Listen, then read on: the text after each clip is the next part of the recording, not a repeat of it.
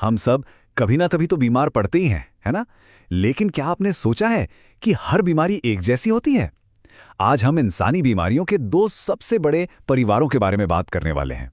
एक वो जो एक से दूसरे में फैल जाती हैं और दूसरी वो जो हमारे अंदर ही धीरे धीरे पनपती हैं। चलिए इस बड़े फर्क को समझते हैं। तो आज हम क्या क्या देखने वाले हैं? सबसे पहले हम बीमारियों के इस बेसिक डिवीजन को समझेंगे। फिर हम बात करेंगे हमलावरों की, यानी फैलने वाली बीमारियों की। उसके बाद हम देखेंगे उन पुरानी बीमारियों को जो फैलती नहीं। फिर दोनों के बीच का सबसे बड़ा फर्क क्या है वो जानेंगे। और आखिर में सबसे जरूरी बात कि रोकथाम में असली पावर क्यों है। तो चलिए एकदम बेसिक से शुरू करते हैं। इससे पहले कि हम बीमारियों को बांटें, ये समझना जरूरी है कि आखिर बीमारी का मतलब क्या है। बिल्कुल आसान शब्दों में कहें तो कोई भी ऐसी कंडीशन जो हमारे शरीर या दिमाग के नॉर्मल कामकाज में रुकावट डाले, वो बीमारी है। अब ये परिभाषा बहुत बड़ी है, इसमें बहुत कुछ आ जाता है, पर आज की हमारी बातचीत के लिए ये एक परफेक्ट स्टार्टिंग पॉइंट है। तो अब ये सवाल आता है, क्या एक मामूली सा सर्दी जुकाम और डायबिटीज जैसी बीमारी एक ही कैटेगरी में आती हैं? जवाब है बिल्कुल नहीं। और बस यहीं से हेल्थ की दुनिया का सबसे बड़ा बंटवारा शुरू होता है। चलिए अब पहली कैटेगरी पर आते हैं। इनको समझने का सबसे अच्छा तरीका है इन्हें हमलावर या इन्वेडर्स की तरह सोचना। ये वो बीमारियां हैं जो बाहर से हमला करती हैं और एक शरीर से दूसरे शरीर में कूद सकती हैं। मेडिकल भाषा में इन्हें कहते हैं संक्रामक रोग या कम्युनिकेबल डिजीजेस। मतलब ये वो बीमारियां हैं जो एक इंसान से दूसरे तक पहुंच सकती हैं। और सच कहूं तो इनका यही फैलने वाला नेचर ही इन्हें इतना खतरनाक बनाता है। और इन बीमारियों को फैलाने वाले असली विलेन कौन हैं? ये हैं रोगजनक यानी पैथोजेंस। ये इतने छोटे हमलावर हैं कि दिखाई तक नहीं देते, लेकिन इनका असर बहुत बड़ा और खतरनाक हो सकता है। ये हमलावर भी अलग अलग तरह के होते हैं।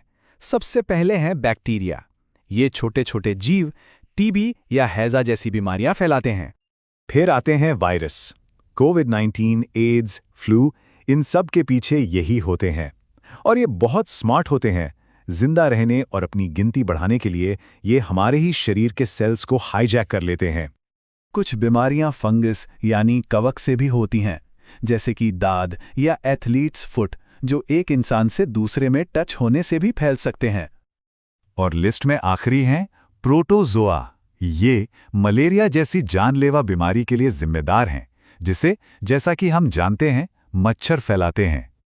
चलो मलेरिया का ही केस लेते हैं। इसका असली विलन है एक प्रोटोजोआ जिसका नाम है प्लाज्मोडियम। लेकिन ये हम तक पहुंचता कैसे है? इसका ड्राइवर है एनोफिलीज मच्छर।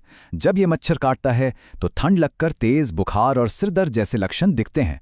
और इसीलिए इससे बचने का सबसे कारगर तरीका मच्छरों पर ही कंट्रोल करना है। तो इन बाहरी हमलावरों से हम अपना बचाव कैसे करते हैं? हमारी पहली डिफेंस लाइन है साफ सफाई और हाइजीन।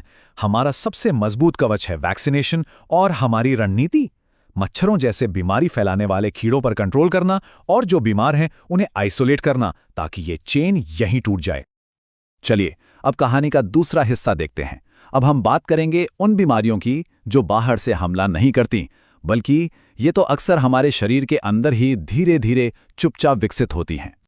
इन्हें कहते हैं गैर संचारिक रोग या नॉन कम्युनिकेबल डिजीजेस। जैसा नाम से ही साफ है, ये छुआछूत से या एक इंसान से दूसरे में नहीं फैलती। ये ज्यादातर क्रॉनिक होती हैं, मतलब लंबे समय तक चलने वाली बीमारियां। और यहाँ मजे की बात यह है कि इनका कोई एक अकेला विलन नहीं होता। ये बीमारियां कई चीजों का कॉम्बिनेशन होती हैं। हमारी लाइफस्टाइल कैसी है, हमारा खानपान कैसा है, हमारी जीन्स में क्या है, हम कैसे माहौल में रहते हैं, और हाँ, हमारी बढ़ती उम्र भी। इसका सबसे क्लासिक एग्जाम्पल है दिल की बीमारी या हार्ट डिजीज। ये तब होती है जब हमारी धमनियों में प्लेक जमने लगता है। और इसकी वजह क्या है? ज्यादातर हमारी आदतें और कुछ हद तक हमारे जेनेटिक्स। इसीलिए इससे बचने का रास्ता भी सीधा है, एक हेल्दी लाइफस्टाइल, मतलब अच्छा खाना, रेगुलर एक्सरसाइज और स्मोकिंग से दूरी। तो आप देख रहे हैं, इन बीमारियों से लड़ने का तरीका बिल्कुल अलग है। यहां जंग किसी बाहरी दुश्मन से नहीं, बल्कि अंदरूनी फैक्टर से है। तो हमारी स्ट्रैटेजी क्या है? अपनी लाइफस्टाइल में बदलाव करना, समय समय पर स्क्रीनिंग कराना, ताकि बीमारी जल्दी पकड़ में आ जाए। और रेगुलर मेडिकल चेकअप करवाते रहना। ठीक है, तो अब तक हमने दोनों तरह की बीमारियों की दुनिया को अलग अलग समझ लिया है। अब वक्त है इन्हें आमने सामने रखकर इनके फर्क को और भी साफ साफ देखने का। तो चलिए अब इन दोनों को एक साथ देखते हैं, ताकि सारा कंफ्यूजन दूर हो जाए। ये देखिए, सबसे बड़ा फर्क तो है फैलने का तरीका। एक बीमारी एक इंसान से दूसरे में फैलती है, दूसरी नहीं। एक का कारण बाहरी हमलावर हैं, बैक्टीरिया, वायरस, तो दूसरे के कारण अंदरूनी है, lifestyle, jeans.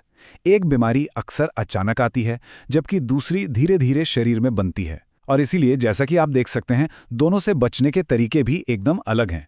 Malaria, TB, Covid एक तरफ, तो डायबिटीज, हार्ट डिजीज, कैंसर दूसरी तरफ। तो इस पूरी बातचीत का निचोड़ क्या है? निचोड़ ये है कि नॉलेज ही सबसे बड़ी पावर है। जब हम ये समझ जाते हैं कि ये दोनों तरह की बीमारियां कैसे काम करती हैं, तो हम इनसे लड़ने का सही तरीका भी जान जाते हैं। देखिए, रोकथाम के भी दो अलग अलग रास्ते हैं। फैलने वाली बीमारियों के लिए हमारा फोकस होता है उनकी चेन को तोड़ने पर, उनके ट्रांसमिशन को रोकने पर। और ये एक अकेले इंसान का काम नहीं है, ये पूरे समाज की जिम्मेदारी है।